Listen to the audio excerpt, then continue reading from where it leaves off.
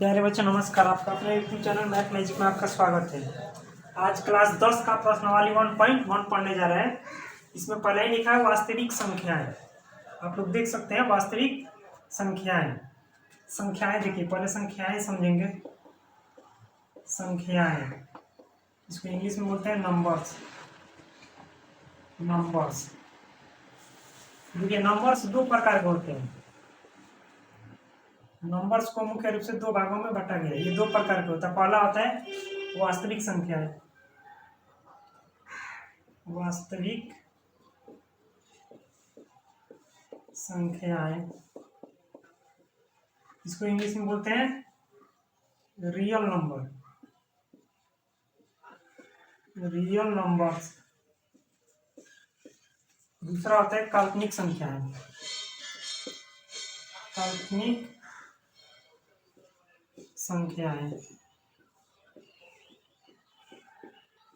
इसको बोलते हैं इमेजिनरी नंबर। Imaginary numbers.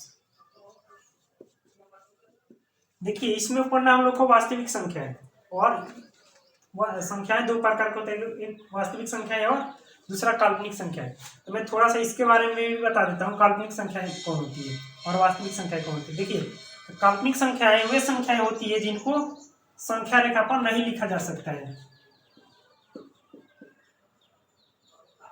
वे संख्याएं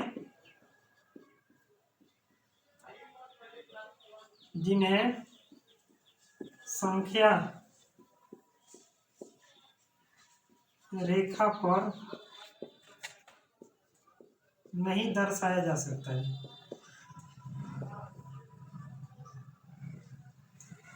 दर्शाया जा सकता है। संख्या रेखा आप लोग देखे होंगे, इसे रहता है 0, इधर 1, इधर 2, इधर 3, 4, इसे करके इन्फिनाइट 1 तक होता है। इधर -1 होता है, -2 होता है, इधर भी इन्फिनिटी 1 तक होता है। जैसे में √-25, √-16, √-36, ये सभी इमेजिनरी यानी काल्पनिक संख्या है। इनको केवल कल्पना किया जा सकता है, संख्या रेखा पर नहीं दर्शाए जा सकते। तो देखिए, वास्तविक संख्याएं किसे कहते हैं? वे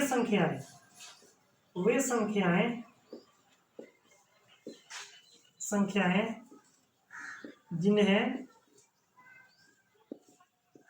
संख्या रेखा पर दर्शाया जा सकता है।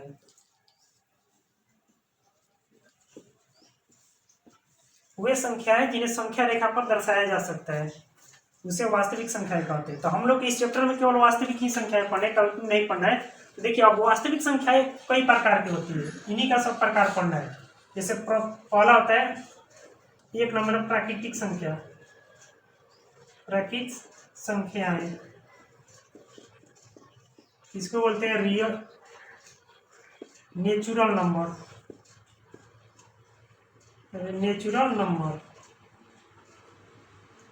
देखिए, प्राकृतिक संख्याएं कौन होती है? गिनती के संख्याओं को प्राकृतिक संख्या कहते हैं, या एक से बड़े पूर्णांक को प्राकृतिक संख्या कहते हैं। जैसे 1, 2, 3, 4, 5, 6, यह भी इन्फिनिटी तक, इन्फिनाइट, आप जितना मर्जी उतना लिख सकते हैं। तो प्राकृतिक संख्याएं हो गया परिभाषा, वे एक से बड़े पूर्णांक या गिनती के संख्या को प्राकृतिक संख्या कहते हैं। दूसरा होता है पूर्ण संख्या। पूर्ण संख्या का इंग्लिश होता है होल नंबर।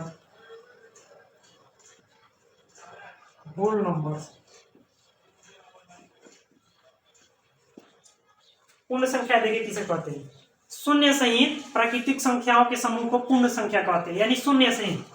तो इसमें केवल शून्य लगा दीजिए। शून्य सहित प्राकृतिक संख्याओं के समूह को पूर्ण संख्या कहते हैं। देखिए, एक क्वेश्चन पूछता है, क्या सभी प्राकृतिक संख्याएं पूर्ण संख्या हैं? ये थोड़ा सा दिमाग लगाइए। क्या सभी प्राकृतिक संख्याएं पूर्ण संख्या हैं? तो क्या सभी प्राकृतिक संख्या पूर्ण संख्या में आ रही है? देखिए तो एक है, एक से चालू है इन्फिनिटी तक, एक से चालू है इन्फिनिटी तक आ जा रही है, तो सभी प्राकृतिक संख्याएं पूर्ण संख्या है। लेकिन यही क्वेश्चन आता है, क्या सभी पूर्ण संख्याएं प्राकृतिक संख्या है? तो देखिए सभी पूर्ण संख्याएं प्राकृतिक संख्या है या नहीं? तो देखिए पूर्ण संख्याओं में जीरो है लेकिन इसमें जीरो नहीं है, तो सभी पूर्ण संख्याएं प्राकृतिक संख्या नहीं है, लेकिन सभी प्राकृतिक संख्याएं पूर्ण संख्याएं हैं। अब आता है पूर्णांक, 3 नंबर में पूर्णांक। पूर्णांक इसको बोलते हैं इंटीजर। इंटीजर किसे कहते हैं? पूर्ण संख्याओं को जब ऋणात्मक और धनात्मक चिन्ह के साथ लिख देते हैं तो उसे पूर्णांक बोलते हैं। जैसे 0, 1, 2, 3, 4, 5, यह भी अनंत तक जाएगा। इधर -1, -2, -3, -4, यह भी अनंत तक जाएगा। ये सभी पूर्णांक हो गए। अब आता है परिमेय संख्या। परिमेय संख्या, परिमेय संख्याएं किसे कहते हैं?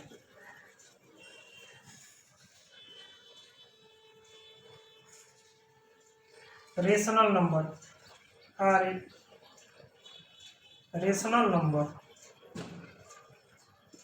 परिमेय संख्या को इंग्लिश में रेशनल नंबर कहते हैं। तो देखिए वैसी संख्या जिसे p बटा q के रूप में लिखा जा सके, वैसी संख्या परिमेय संख्या किसे कहते हैं? वैसी संख्या जिसे p बटा q के रूप में लिखा जा सके, जहाँ q = नॉट जीरो और p तथा q एक पूर्णांक हो। जैसे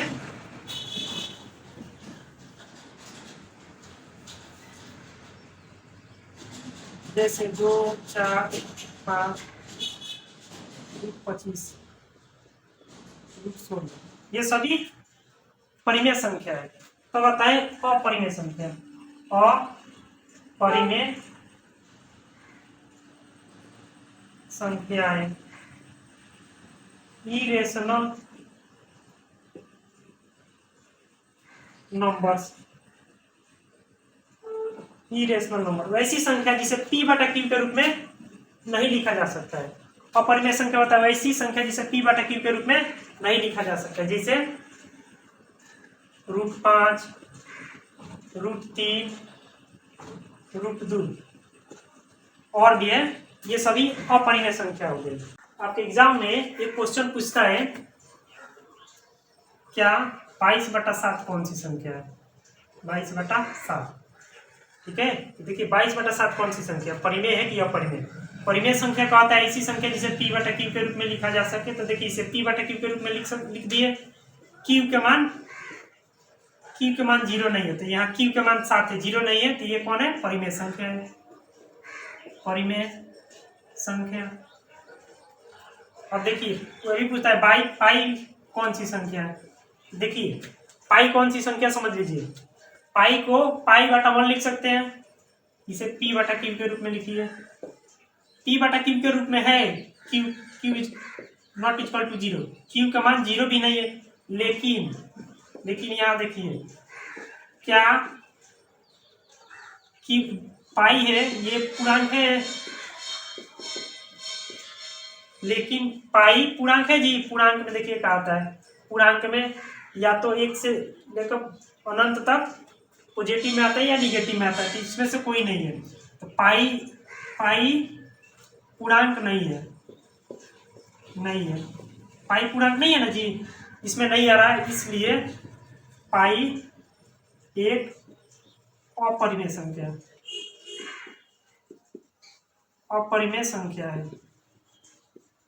पाई कौन सी संख्या हो जाएगी? एक अपरिमेय संख्या होगी, जबकि 22/7 एक परिमेय संख्या है।